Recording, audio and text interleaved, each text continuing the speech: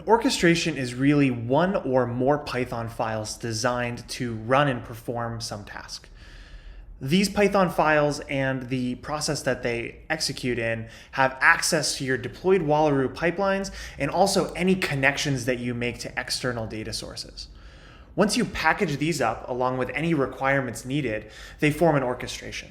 And this orchestration is able to receive both on-demand requests as well as be scheduled to run on a recurring basis. And so the main items that I need to create an orchestration here are the requirements.txt containing any Python dependencies, as well as the Python files that are actually going to be executed. And if I open the Python file here, you can see that it essentially contains all of the same things that we've run so far to ingest a batch of data and run it through this pipeline.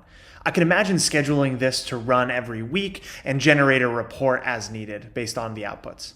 Finally, I can zip up these files and upload them as an orchestration.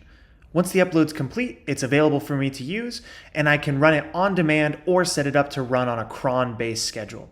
In both cases, I can pass JSON-based inputs into my orchestration so that I have the ability to have variables that change based on the call. Finally, I can examine any of the individual runs of this orchestration, which we call tasks, and look at their status and any logs as needed.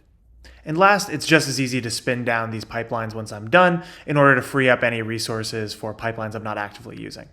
And so today we've taken a tour of the Wallaroo platform in order to see how we can easily deploy models, test for drift and anomalies, deploy and evaluate challenger models, and automate common recurring tasks.